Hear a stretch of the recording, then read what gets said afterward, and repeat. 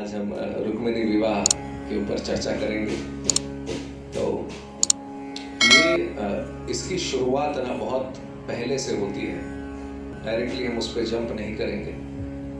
ऐसा हुआ कि आप लोग जानते हैं वो कंस जो था, जो मामा है भगवान श्री कृष्ण का, बायोलॉजिकल मामा ऐसा, तो वो उनका वध किया गया।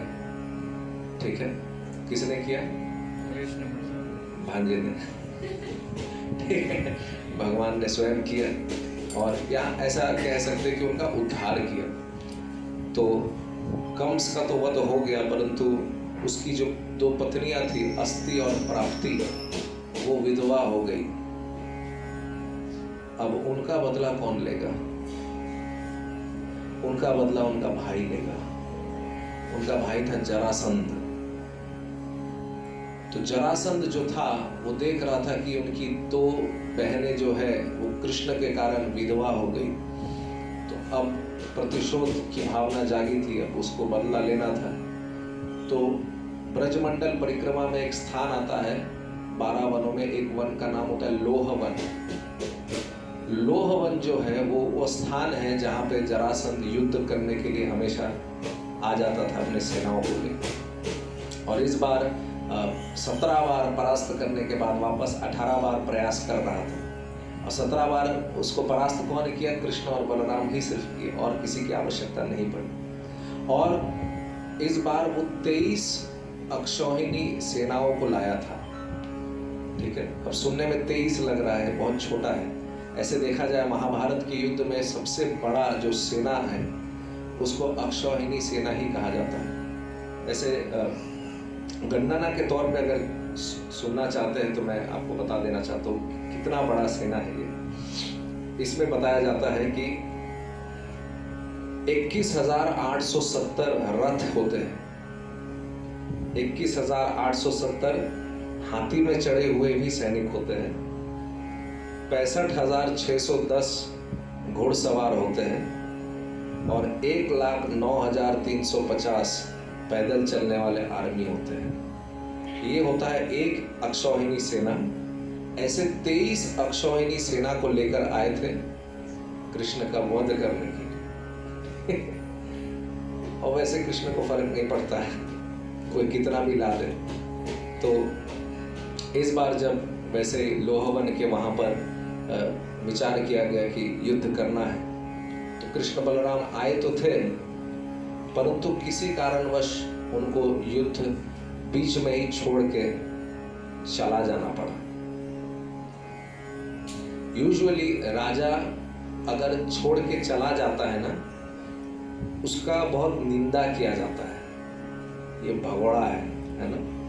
परंतु उस समय, अभी हम लोग भगोड़ा कहते हैं, उस समय एक स्पेशल टर्म यूज किया जाता था, क्योंकि वो एक रणभूमि में उपस्थित है और उस रणभूमि को वो क्या कर रहे हैं? छोड़ दे रहे हैं। तो इसीलिए उनको कहा जाता है रण छोड़। क्योंकि कृष्ण युद्ध में भाग नहीं लिए। ऐसा नहीं कि वो परास्त नहीं कर सकते थे, पहले भी 17 बार परास्त किया। अब सोचिए 17 बार किसी को परास्त किया गया, फिर भी वो इस उम्मीद से है कि अगले बार हम हराएंगे। 17 बार हरा दिया। लोग तो 10वीं बार के बाद नीट और यूपीएससी का एग्जाम भी छोड़ देते। ये 17 बार ट्राई करने के बाद भी 18 बार ट्राई कर रहा है कृष्ण को हराने के लिए। आप सोचिए कितना उनमें इच्छा है, मनोबल है कि अब तो इस बार तो हरा ही देंगे कृष्ण को, भले इतना बार अटेम्प्ट फेल क्यों ना हो।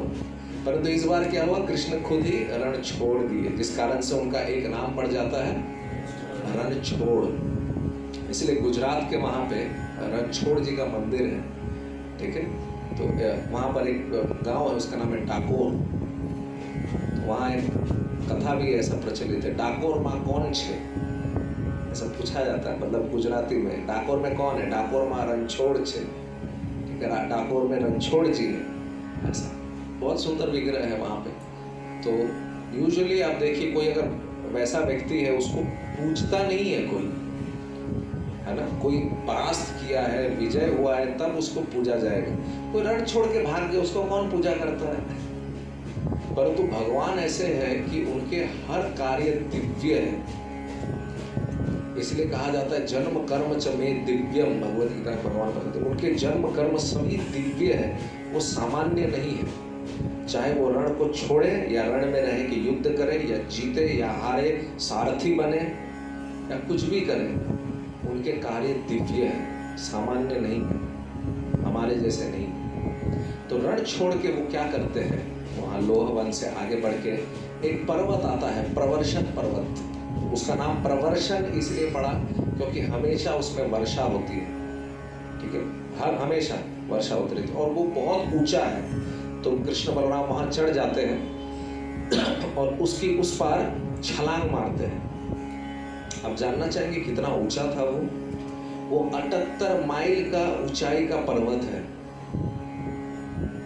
अभी हम लोग जिस सबसे हाईएस्ट माउंटेन जानते हो उसको बोला जाता है माउंट एवरेस्ट। माउंट एवरेस्ट की ऊंचाई कितनी पता है? 5.5 माइल्स। और कृष्ण छलांग मारे 88 माइल से, मतलब अगर इसको कन्वर्ट करें, क्योंकि हम लोग इंडिया में रहते तो माइल बुझाता नहीं, किलोमीटर ज्यादा बुझाता है, तो लगभग 141 किलोमीटर इतना लंबा छलांग मारते हैं। तो एक बार श्रील प्रभुपाद के एक शिष्य थे, वो पूछे प्रभुपाद हम लोग ज्योग्राफी का मैप खोले, एटलस भी देखे, इतना बड़ा माउंटेन तो दिखता नहीं है। प्रभुपाद उत्तर में बताते तुम पूरा दुनिया देखे कहाँ हो जो तुमको दिखेगा। ऐसे कई सारे स्थान है जो अभी तक फिगर आउट नहीं हुए। तो वो ऐसे एक प्रवर्षण पर्वत है जो कि उतना ऊंचा है, तो वहां से छलांग मारते हैं। तो क्योंकि फिर इतनी ऊंचाई चले जाते हैं तो बहुत प्रयास करता है जरासंध उनको रोकने का, परंतु ओझल हो जाते, दिखते नहीं है। तो बाद में क्या करना है, बाद में जरासंध सोचते ठीक है होलसेल में इसको वध कर दिया जाए, पूरा पर्वत जला दिया जाए। तो पूरा आग लगा देता है और फिर घोषणा कर देता है कि अब कृष्ण तो नहीं रहा, खत्म हो गया। किसने हराया? जरासंध ने हराया, और वो भगोड़ा है, वो रणछोड़ है। ऐसा तो ऐसा क्यों कृष्ण ने किया, इसके पीछे भी एक बहुत सुंदर कार्य है जो आगे भगवान संपन्न करेंगे। वो उस पार जाके फिर द्वारका में चले जाते हैं। तो यहाँ तो ऐसा हुआ, फिर जरासंध जो है वो मगध चला जाता। मगध जरासंध का राज्य है जो कि अभी बिहार के नाम से प्रचलित है ऐसा। तो वहां पर वो फिर राज्य करने लगता है। तो भगवान फिर अपने भाई बलराम के साथ द्वारका पहुंचते हैं। अब वहां पर अब हम ये स्टोरी यहाँ तक रखते हैं। अब दूसरा स्टोरी आपको बताते हैं, फिर दोनों में कैसे रिलेशन है, इंटर रिलेशन, वो बताएंगे। यहाँ तक सबको समझ में आया क्यों जरासंध पीछे पड़ा हुआ था? क्योंकि उसकी बहनें विधवा हो गई थी। बहनें कौन थी? अस्थि प्राप्ति। वो कौन थे? कंस की पत्नियां थी।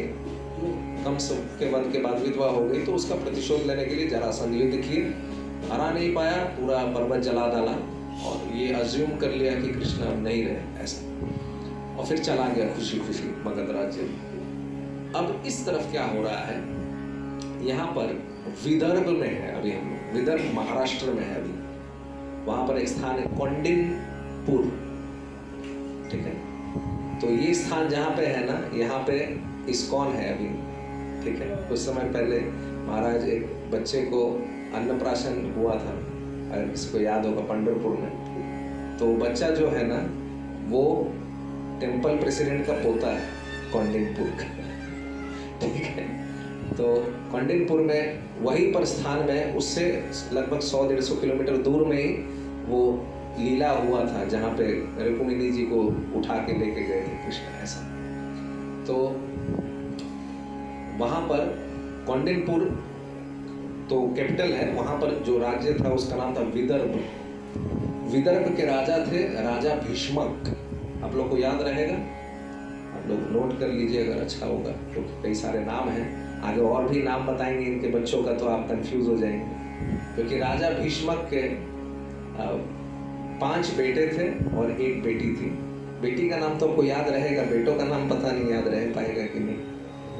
बेटी का नाम था रुक्मिणी, ठीक है। रुक्मिणी बेटी का नाम था। ऐसे भगवान भी कई सारे विस्तार करते हैं, उसी प्रकार से श्रीमती राधा रानी भी कई सारे विस्तार करती है। तो रुक्मिणी देवी और कोई नहीं बल्कि महालक्ष्मी स्वयं है, ठीक है। और रुक्मिणी के 5 भाई थे। सबसे बड़ा भ्राता था रुक्मी आप लोग सुने होंगे। और भी 4 भाई थे, जैसे हमने बताया रुक्मी, फिर था रुक्मी रथ, फिर था रुक्मी बाहु, फिर था रुक्मी केश और फिर था रुक्मी माली।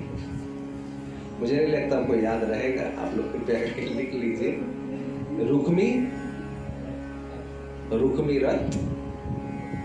आप लोग इसके देखिए, रुक्मी तो कॉमन है, पीछे का वर्ड याद रख लीजिएगा तो शायद आपको आगे का रुक्मी ऐड करने में दिक्कत नहीं होगा। रुक्मी रथ, रथ में कौन रहता है? महाबाहु। तो रुक्मी बाहु, भगवान की बहुत सुंदर केश है तो रुक्मी केश। भगवान वनमाली है तो उस हिसाब से रुक्मी माली, ठीक है। रुक्मी आगे क्यों ऐड हुआ ये मत पूछिएगा, उनको अच्छा लगता होगा शायद वो नाम। तो रुक्मी बाहु, रुक्मी रथ, रुक्मी बाहु, रुक्मी केश और रुक्मी माली और रुक्मिणी। तो रुक्मिणी जी की बहुत व्याख्या श्रील प्रभुपाद करते हैं, वैसे हम उतने गहराई पे नहीं जाएंगे, परंतु एक बहुत सुंदर शब्द का प्रयोग किया है प्रभुपाद ने, वो है रुचिरानन।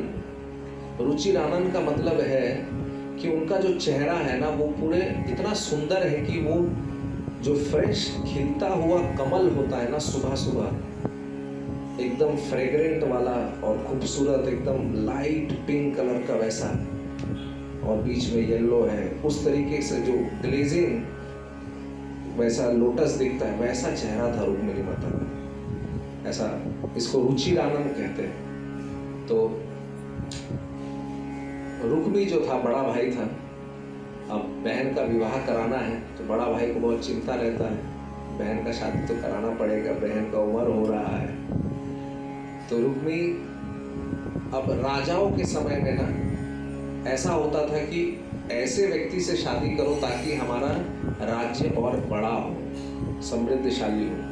तो ऐसा कोई दूसरे राज्य का कोई शक्तिशाली व्यक्ति, भले वो गंदा दिखे या जो भी हो, हमको तो राज्य बढ़ाना है, ये प्रायोरिटी है, भले लड़की खुश हो या ना हो बात का बात है, ठीक है। तो उनके लिए चूज किया गया। रुक्मी ने सोचा कि ठीक है, मेरा एक मित्र है, बहुत अच्छा मित्र है, उस मित्र का नाम है शिशुपाल परंतु मेरा बहुत अच्छा मित्र है और उसके साथ अगर हम लोग संबंध स्थापित करेंगे तो हमारा राज्य और बड़ा होगा, समृद्धशाली होगा। इसीलिए हमने ये सोच लिया है कि हमारी प्रिय बहन का विवाह अगर होगा तो सिर्फ और सिर्फ शिशुपाल के साथ होगा। तो शिशुपाल भी खुश है, वे भी खुश है। राजा भीष्म उतने खुश नहीं थे, क्योंकि देखिए कैसा होता है, भाई जो है वो थोड़ा भूखा होता है, परंतु बाप जो है फिर भी बाप के हृदय में ना कभी कभी बेटी के प्रति स्नेह रहता है। तो वो सोच रहा था ठीक है जो भी है, परंतु पता नहीं मेरी बेटी खुश रह पाएगी कि नहीं ऐसे दुष्ट राजा के साथ, शिशुपाल के साथ। तो पिताजी बाध्य थे, क्योंकि रुक्मी का बोलबाला था बड़ा भाई का, नहीं मैं जो बोलूंगा वही होगा, आप बूढ़े हो गए, आपको क्या पता कौन अच्छा दिखता है कौन बुरा दिखता है। ऐसा तो विवाह होगा तो सिर्फ और सिर्फ शिशुपाल के साथ। अब रुक्मिणी माता से कोई पूछा नहीं उनका ओपिनियन, उनको किससे शादी करना है ऐसा। तो रुक्मिणी माता के दिमाग में एक ही ऑप्शन था, अगर शादी करेंगे तो सिर्फ और सिर्फ कृष्ण के साथ ही। तो श्रील प्रभुपाद के एक बहुत डियर मोस्ट डिसाइपल थे, उनका नाम था श्रीपाद आयेंद्र प्रभु। वो एक स्टेटमेंट बताते थे, never settle less than Krishna. Krishna से नीचे आपका सेटलमेंट नहीं होना चाहिए, डील मिनिमम कृष्ण तक ही होना चाहिए, उसके नीचे कॉम्प्रोमाइज नहीं कर सकते डील को, ये याद रखिएगा। चाहिए तो कृष्ण चाहिए, उसके नीचे हम सेटलमेंट नहीं कर रहे इस डील को, बात खत्म। तो रुक्मिणी माता एक्चुअली सिखा रही है कि किस प्रकार से जितना भी तकलीफ हो, हमको कृष्ण चाहिए तो कृष्ण ही चाहिए, और दूसरा कोई ऑप्शन हमारे जीवन में है ही नहीं। परंतु दूसरी ओर उनके दिमाग में ये भी विचार आ रहा था कि कृष्ण मुझे चुनेंगे कि नहीं। ये तो वन साइडेड लग रहा है। हम पसंद कर रहे, ठीक है, पता नहीं कृष्ण पसंद करते होंगे कि नहीं। कृष्ण ठहरे द्वारका के राजा, अब ठहरे विदर्भ की भीष्मक राजा की पुत्री। कृष्ण इतने महान हैं, और वो फिर ऐसा भी बताते, कृष्ण इतने महान है, जब इस आवरण में छेद होता है तो वो जो जल निकलता है भगवान के श्री चरणों से, उसको शिवजी अपने सर पे धारण करते हैं। ऐसे महान व्यक्ति जिनको शिवजी भी पूछते हैं, उनका शादी मेरे से कैसे हो सकता है? ठीक है, ये तो बहुत बड़ा हम मांग लिए, ठीक है, मांगे हैं। तो रुक्मिणी माता सोच रही थी कि हम विभिन्न प्रकार से अलग अलग तपस्याएं करेंगे, जैसे आज एकादशी में आप लोग तपस्या कर रहे हैं, है ना। तो रुक्मिणी माता भी सोच रही थी हम अलग अलग तपस्या करेंगे कृष्ण को प्राप्त करने के लिए, और अगर इस तपस्या में हम मर भी जाते तो भी मुझे गम नहीं होगा, क्योंकि हम अपना 100% दिए। इससे क्या शिक्षा मिलता है? मर भी जाना है तो निर्जला कर लेना।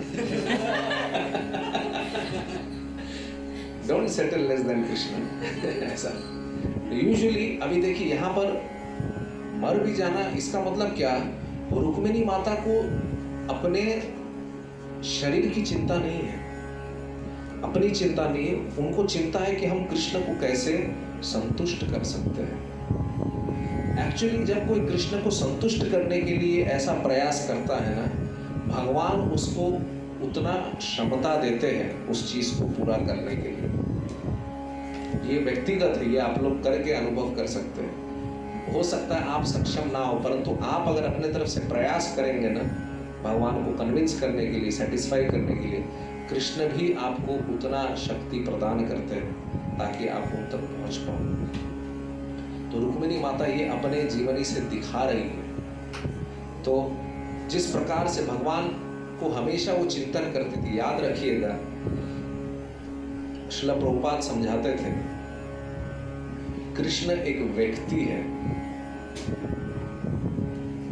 भगवान एक व्यक्ति है। भगवान एक, ये जानना बहुत जरूरी है। हम जब वृंदावन में गए थे, वृंदावन का एक मिड डे मील का एक वैन था, हमारे यहाँ पर भी है। तो उस मिड डे मील के वैन में एक बहुत सुंदर स्टेटमेंट लिखा हुआ था। एक स्टेटमेंट में पूरा निचोड़ दे दिया। उसमें लिखा हुआ था, the absolute truth is a person. जो परम सत्य है वो एक व्यक्ति है, वो कोई निराकार ब्रह्म नहीं है, और वो कृष्ण है। देखिए, एक लाइन में वृंदावन में वो जो इतना छोटा जगह लिया था, परंतु वो एक लाइन में पूरा वेदांत का निचोड़ दे दिया कि परम सत्य एक व्यक्ति है, वो कोई अदृश्य, वो मिस्टर इंडिया नहीं है। वो दिखते हैं, और अगर व्यक्ति है तो वो व्यक्तिगत संबंध भी कर सकते हैं। तो रुक्मिणी माता जब उनके बारे में श्रवण कर रही थी, उनका स्मरण कर रही थी, कृष्ण भी समझ पा रहे थे। आप लोग जब हरे कृष्ण महामंत्र चैंट करते हैं, कृष्ण को पता चलता है ये व्यक्ति मेरे को याद कर रहा है। वो कोई ऐसे ही पत्थर का या मैटर नहीं है जो रेसिप्रोकेट नहीं करेंगे, वो आदान प्रदान करते हैं, परंतु आपके तरफ से वो बढ़िया से जाना चाहिए, जैसे रुक्मिणी माता का जा रहा था। तो वैसा अगर आदान प्रदान होगा तो कृष्ण सामने से रिप्लाई देंगे, और किस हद तक देंगे अभी आगे हम लोग देखते हैं। उन्होंने इच्छा किया, रुक्मिणी माता के मन में ये भी था, क्या पता मेरे को सिलेक्ट करेंगे कि नहीं करेंगे, फर्क नहीं पड़ता है, परंतु हम अपने तरफ से पूरा कोशिश करेंगे। चाहे कृष्ण एक्सेप्ट करे या ना करे, वो उनकी इच्छा है, वो कर सकते हैं। ठीक है, इसीलिए जब शिक्षाष्टकम हम लोग पढ़ते हैं तो उसका आखिरी जो स्टैंजा है, कोई बता पाएगा? आश्लिष्य वा पादरताम पिनश्रुमाम दर्शनान मर्माताम करोतु वा यथा तथा वा विदधातु लंपटो मत प्राणनाथस्तु स एव नापरः। ये एक्चुअली रुक्मिणी माता का मूड बताता है।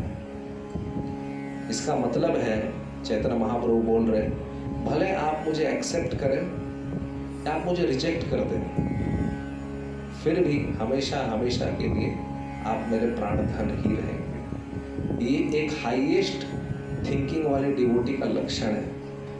वो बिजनेस डील नहीं करता, ठीक है हम कृष्ण को चाह रहे, जरूर नहीं वो मेरे को मिलेंगे। वो एक व्यक्ति है, याद रखिएगा, व्यक्ति का व्यक्तिगत इच्छा हो सकता है। अगर वो चाहेंगे तो वो रिजेक्ट भी कर सकते हैं। कोई बॉन्ड पेपर में साइन नहीं है, उनका पर्सनल इच्छा हो सकता है। अगर कोई मेरे को बोले आई लव यू, जरूरी थोड़ी मेरे को बोलना आई लव यू टू।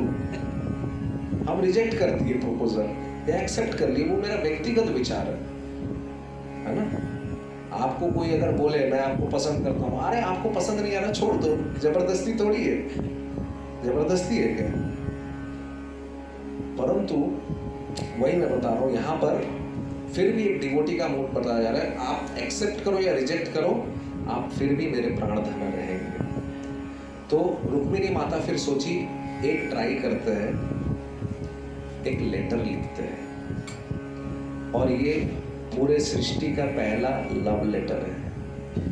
पहला, याद रखिएगा। अभी जो कुछ भी हम लोग देखते हैं ना कहीं ये सब हमारे शास्त्रों में अंकित है।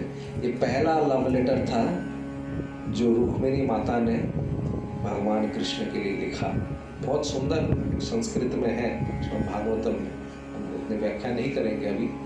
तो उसमें वो लिख के ब्राह्मण के हाथों से भेजवाती है कि मेरा विवाह शिशुपाल के साथ हो रहा है, जिसमें मेरे को कोई इंटरेस्ट नहीं है, मेरे को आप ही में इंटरेस्ट है। एंड मैं नेक्स्ट डे मॉर्निंग में वहाँ पर अंबिका माता का मंदिर है, वहाँ पर मैं जाऊँगी, कृपया करके आप आना और मुझे उठा के ले चले जाना। ठीक है, ये ऐसा उनका डिज़ायर था, क्योंकि ज़बरदस्ती नहीं करेंगे तो रुक्मी मानेगा नहीं। वहाँ पे आप प्रपोजल लेके नहीं जा सकते। कभी कभी ऐसा होता है ना, लड़की का किसी और के साथ इच्छा है शादी करने का, भाई बोलेगा हमको लड़का पसंद ही नहीं है, तुम जितना भी बोल रहे हो हम तो उसी के साथ शादी दिलाएंगे जिसको मेरे को पसंद है। या लड़की के जगह पिता भी हो सकता है, जो भी, वो बोलेगा नहीं तुम्हारा पसंद से हमको क्या लेना देना, हम जिससे फाइनल किए वही फाइनल है, ऐसा। तो इसीलिए रुक्मिणी माता बोली कि आप जरूरत पड़े तो मेरे को उठा लो, ऐसा, मेरे को कोई ऑब्जेक्शन नहीं है उसके लिए। तो इस प्रकार से वो लेटर चला जाता है। तो कृष्ण को वो लेटर रिसीव होता है उस ब्राह्मण की तरफ से, एंड वो पढ़ते हैं। एंड कृष्ण क्योंकि अंतर्यामी है, उनको तो सबसे पहले पता चल ही गया है उनका डिज़ायर क्या है। तो वो सोचते ठीक है, रुक्मिणी माता का इतना डिज़ायर है तो वो हम फुलफिल करेंगे। तो फिर कृष्ण अपने रथ में सवार होकर रातों रात निकल जाते हैं और कौंडिन्यपुर जो है वहाँ पर पहुँच जाते हैं। थोड़े डिस्टेंस में रहते हैं। नेक्स्ट डे मॉर्निंग में कुछ दिखता नहीं है, ना वो ब्राह्मण दिख रहा है, ना कृष्ण दिख रहे हैं। पूरा रेडी है, शादी का पूरा एकदम सेटअप हो गया है, पूरा सजाया हुआ है, बढ़िया से पूरा एरिया सजाया हुआ है। तो वो सोच रहे हैं कि क्या करना है। रुक्मिणी माता सोच रही है कि अब क्या पता, शायद कृष्ण आएंगे नहीं, ले लिए, ठीक है अब क्या कर सकते हैं, ऐसा। तो वो सोचते सोचते इतना विचार करने लगती है ना, कुछ समय के बाद उनका लेफ्ट आईलिड, आर्म्स और थाइस फड़कने लगता है। एंड शास्त्रों के अनुसार अगर ये हो ना, ये शुभ संकेत है कि कुछ अच्छा होने वाला है। लेफ्ट आईलिड फड़कना, या आपके बाहों फड़क रहे हैं या थाइस फड़क रहा है लेफ्ट वाले, तो लगता है कि कुछ शुभ होने वाला है। थोड़े ही समय के बाद वो ब्राह्मण दिखने लगता है और ब्राह्मण बोलता है कि हाँ मैंने दे दिया है, एंड वो अश्योर किए है कि यस वो आएंगे, ऐसा। मतलब बहुत खुश रहती है, ऐसा। तो उसके बाद क्या होता है कि जैसे वो निकलने वाले रहते हैं और वहाँ पर रुक्मी जो है, रुक्मी के बहुत रिलेटिव लोग को बुलाया, बड़ा शादी हो रहा है, बड़े लोग बुलाए, तो वो वहाँ पर जरासंध को भी बुलाए थे। आओ आओ जरासंध, मेरी बहन का विवाह हो रहा है। तो सब कोई आए बढ़िया से, राजा लोग इधर उधर से, मगध का राजा भी आया है शादी में। तो अभी कृष्ण क्या करते हैं, अभी ये कृष्ण यहाँ पर क्योंकि पहुंच गए, बलराम जी को खबर मिल जाता है कि ऐसा कुछ होने वाला है। तो बलराम जी सेफ्टी पर्पस से पहले ही यदुकुल के कुछ सोल्जर्स को लेके फिर बैकअप के तौर पे पीछे रेडी रहते हैं। कुछ भी गड़बड़ होगा भाई है टेंशन नहीं है ऐसा। तो ऐसे कई प्रकार के विवाह बताए गए हैं। तो एक विवाह होता है राक्षस विवाह। राक्षस विवाह वो होता है जहां पे लड़का लड़की को भगा के ले जाता मंडप से, और ये लीगल है सिर्फ और सिर्फ क्षत्रियों के लिए। और याद रखिएगा अभी कोई क्षत्रिय बचा नहीं है, इसीलिए कृपया करके आप लोग ट्राई मत करिएगा। ठीक है, क्षत्रिय मतलब उतना अक्षौणी सेना वो सब होना चाहिए। किसी के पास है, किसी को बुलाने के लिए मैसेज करना पड़ता है, फोन करना पड़ता है, प्रभु माता जी आई, कहाँ सेना है तो कहाँ से क्षत्रिय होंगे। तो ये उनके लिए अलाउड है। अभी कृपया करके वो सारी चीजें ट्राई ना करें, ठीक है।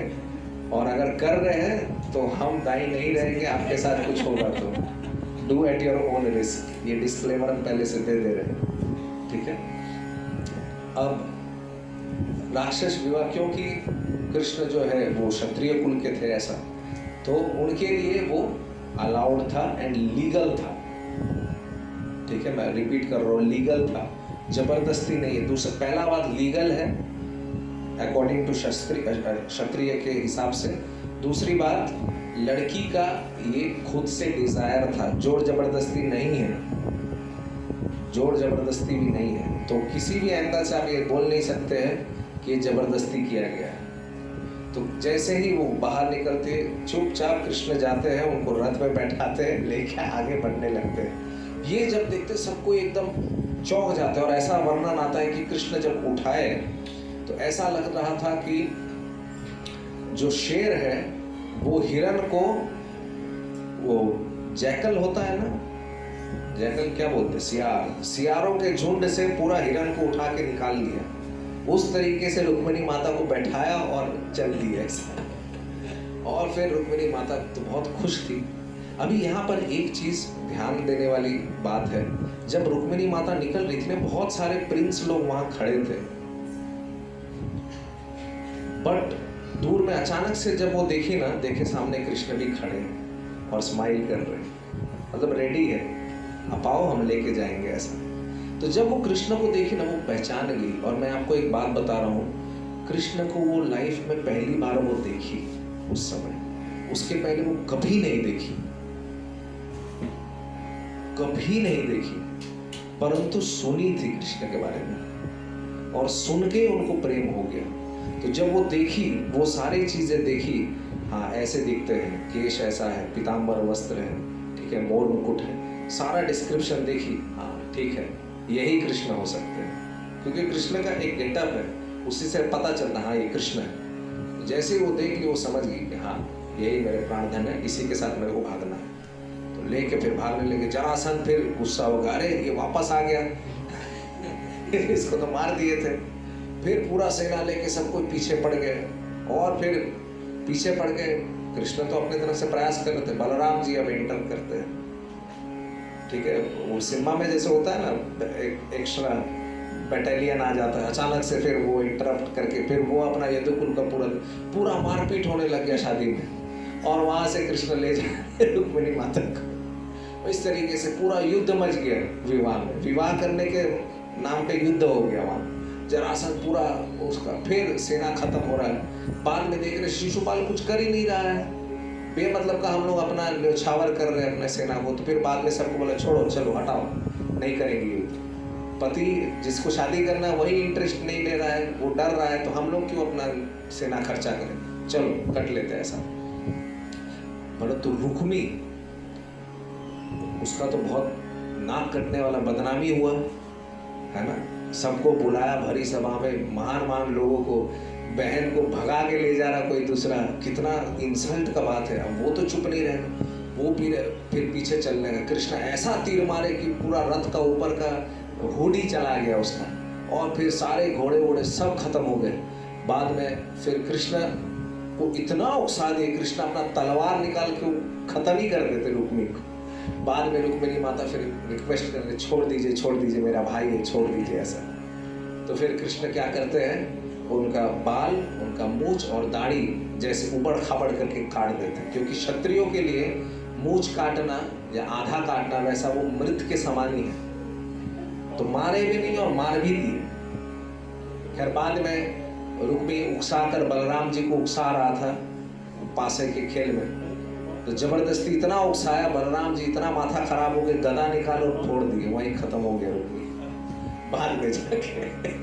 तो बलराम जी को ज्यादा गुस्सा नहीं दिला सकते हैं, वो सीधा खत्म कर देते हैं, चाहे कोई व्यासपीठ में बैठे या कोई पासे में जबरदस्ती करे, उनका बहुत ज्यादा हॉट टेम्पर है, उनको ज्यादा गुस्सा नहीं दिलाया जा सकता, वो गदा निकालेंगे और फोड़ देंगे ऐसा।